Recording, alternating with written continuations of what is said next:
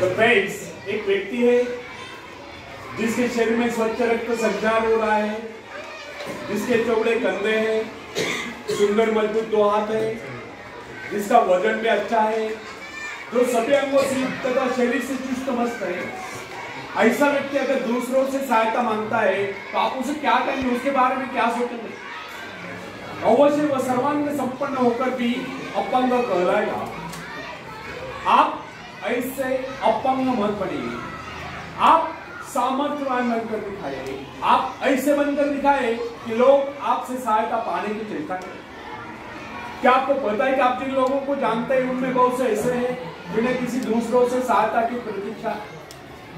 सही बात तो यह है कि उनमें से बहुत से लोगों को इस बात का भी पता नहीं उन्हें जो सहायता चाहिए वो कहां से मिलने वाली है, फिर भी वे इंतजार करते हो, सोचते रहते कि बस अब उनका काम बनने वाला है, उन्नति के द्वार खुलने वाले हैं, कोई उनकी मदद के लिए आएगा, उनके सारे कष्ट दूर हो जाएंगे। क्या ऐसा संभव है? वास्तव में कोई किसी की सहायता करता है? ऐसे सोचने वालों ने अपने गिरेबान में झांक कर देखना चाहिए, क्या उन्होंने किसी दूसरों की कितनी सहायता की, उन्होंने आज तक किसकी कितनी मदद की है? क्या कोई ऐसा व्यक्ति है जो कहे कि उन्होंने उसे सहायता की थी इसलिए वो आज उन्नति की चोरी पर? फ्रेंड्स, यदि आपने या उन्होंने किसी दूसरों की सहायता नहीं की तो फिर किसी दूसरों से सहायता की प्रतीक्षा करो। ऐसे लोग केवल अपने भूल के कारण आगे बढ़ने से रोक जाते हैं।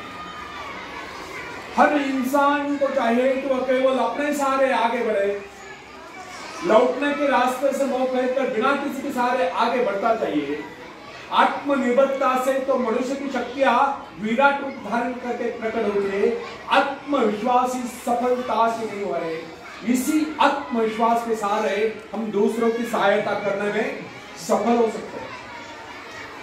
फ्रेंड्स, एक बहुत बड़े प्रबंधक का, एडमिनिस्ट्रेटर का कहना है, मैं अपने बेटे को ऐसी कंपनी में नियुक्त करना चाहता हूं जहां उसे कठिनाइयों का सामना करना पड़े, क्योंकि इससे उसकी सहन शक्ति और कुशलता विकसित होगी। यदि मैं उसे अपने कंपनी में रखूंगा तो वो मेरे भरोसे बैठा रहेगा, हर निर्णय के वो मेरा मुंह तकता रहेगा, उसमें ठहरे हुए पानी की तरह सड़ान उत्पन्न होगी। आप सभी जानते हैं ठहरे हुए पानी पर मच्छर गुनगुनाते हैं तो बहते हुए पानी पर राजस करते हैं। कितने सुंदर विचार थे उस व्यक्ति के। अगर हर माँ बाप अपने पुत्र या पौत्री के लिए इस प्रकार के उच्च विचार रखते हैं तो अवश्य वे उनके भाग्य विधाता बन जाए। जो माँ बाप अपने बेटों या बेटियों को अधिक लाड प्यार से बिगाड़ देते हैं कि बच्चा जब चाहे स्कूल जाए, जब चाहे छुट्टी कर ले, जब चाहे कॉलेज जाए, जब चाहे छुट्टी कर ले, जब चाहे काम पर जाए, जब चाहे छुट्टी कर ले, तो ऐसे बच्चे भविष्य में कुछ नहीं कर पाते। उनका तो भविष्य नष्ट होता है। अपनी शक्ति पर स्वयं भरोसा करना पड़ता है। अपने कार्य स्वयं करने वाले सफल होते हैं। इसी से मानव के चरित्र का निर्माण होता है। जिन बच्चों को यह पता हो जाता है कि वे अपने माँ बाप के सहारे जीवित रह सकते हैं, वे अपने बल पर कोई भी कार्य समर्थ होकर भी कर नहीं पाते, वे वैसी कोशिश भी नहीं करते। जबकि उन्हें समझना चाहिए कि माँ बाप को सदा के लिए उनके आश्रयदाता नहीं बनना चाहिए। एक दिन तो ऐसा आने वाला है जब उन्हें अलग अलग जीवन बिताना ही पड़ेगा। तब ऐसे लोगों को भयंकर मुश्किलों का सामना करना पड़ता है। इसलिए फ्रेंड्स, यदि आरंभ से अपने कार्य स्वयं करने की आदत डाली जाए तो यह आदत आपके भविष्य के लिए बहुत ही लाभकारी सिद्ध होगी। जब चाहे शक्ति के सहारे आप जमीन पर पांव टिकाकर आगे बढ़ सकते हैं। सफल वही होता है जो अपनी शक्ति पर भरोसा करता है।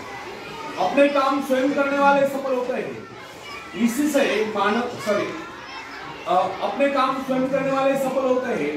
दूसरों के सहारे आगे बढ़ने वाले अक्सर भंवर में फंस जाते हैं। फ्रेंड्स, जिस नाव की पतवार इस बात की क्या गारंटी?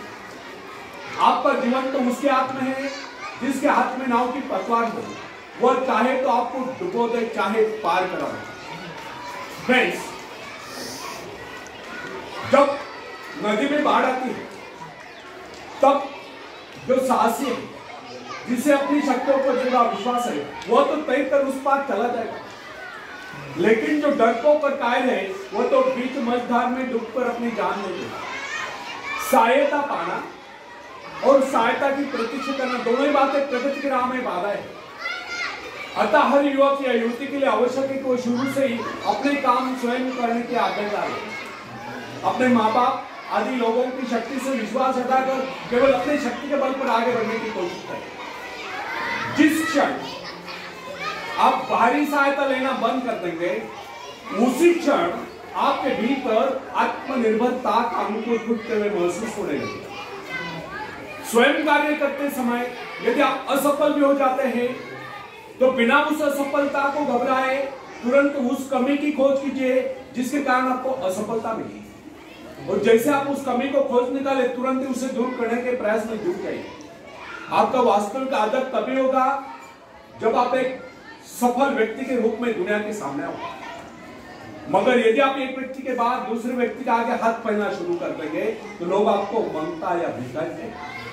अतः आप ये प्रण कर ले कि आपको केवल अपने भरोसे जीना है, ना कि किसी की दया पर, क्योंकि बाहरी सहायता किसी किसी वक्त वरदान सिद्ध होती है, अधिकतर समय अभिशाप ही सिद्ध होती है। फ्रेंड्स, बाहरी सहायता मनुष्य के काम करने की गति को मंद करके शरीर में सुस्ती ला देती है। आप ऐसे लोगों से मैत्री कीजिए जो आपको जीवन में आगे बढ़ने की प्रेरणा। कुछ लोग एक बाजू या एक पाल वाले होते हैं, फिर भी वे अपनी लगन अपनी मेहनत से अपनी जीविका चलाते हैं, फिर तो आप तो हट्टे कट्टे फिर आगे बढ़ने की कोशिश आप क्यों नहीं कर सकते। मैं एक ऐसे व्यक्ति को जानता हूं जिसका एक पैर किसी रेल दुर्घटना में कट गया था। उसने कभी किसी से भिक्षा नहीं मांगी, किसी दान लेना गवारा नहीं किया, यहां तक कि अपने बहन भाई का भी उसने कभी सहारा नहीं किया। उसने एक छोटा सा धंधा फुटपाथ पर आरंभ किया। शुरू में वो न्यूज़पेपर बेचने लगा, 2 पैसे बचाकर उसने वजन तोलने की मजबूरी। आज वही व्यक्ति उसी फुटपाथ के किनारे एक बहुमंजिला बिल्डिंग में न्यूज़पेपर स्टॉल लगाकर बैठा है, साथ में जेरोक्स सेंटर भी खोल रखा है। सुना है आजकल वो मोबाइल शॉपिंग भी चला रहा है। वो स्वाभिमान, किससे मदद लेना वो अपना अपमान समझता था। आज वही व्यक्ति उन लोगों को जिनके हाथ पैर सलामत है, ऐसे परिवार जनों को खिलाता पिलाता है, उनके हर प्रकार की सहायता और मदद करता है। तो इसमें किसी को हैरत न हो। आज वो दूसरों की सहायता करने योग्य हो चुका है। वो उन लोगों के लिए प्रेरणा स्थान है जो सर्वांग संपन्न होकर भी दूसरों से सहायता पाने की आशा रखते हैं। फ्रेंड्स, मैं केवल उस विकलांग की बात नहीं करता जिसे मैं जानता हूं। इस संसार में ऐसे बहुत से विकलांग लोग हैं जो अपनी हिम्मत से खुद भी खा रहे और अपने परिवार को भी पाल रहे। ऐसे स्वाभिमानी, मेहनती, आत्मविश्वासी और साहसी लोगों को अपनी जीविका चलाते देखकर हमें स्वयं के विषय में सोचना चाहिए कि क्या हम पूर्णतः स्वस्थ है, साथ ही सभी अंगों से तथा शरीर से चुस्त मस्त होकर भी क्या हम अपने आप को समर्थ समझने का अधिकार रखते हैं। यदि हाँ, तो फिर किसी दूसरों से सहायता की प्रतीक्षा करो। कोई भी स्वस्थ तथा सर्वांग संपन्न व्यक्ति तब तक अपने आप को समर्थ समझने का अधिकार नहीं रख सकता जब तक वह समझ तक किसी कर रही। वास्तविक स्वतंत्रता एक ऐसा उपाय है जिससे मनुष्य की शक्ति दोगुनी जाती है। इस प्रकार की भावना आने किसी प्रकार से प्राप्त नहीं होती।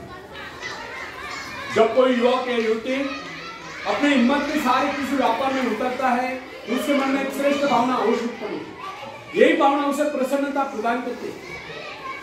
इससे पहले किसी के अधीन रहकर चाहे वो कितना ही बड़ा कारोबार क्यों न कर चुका हो, परंतु उसे स्वतंत्रता से अपने आत्मविश्वास के सहारे साहस के साथ काम करने में एक नए आनंद का एहसास होता है। तो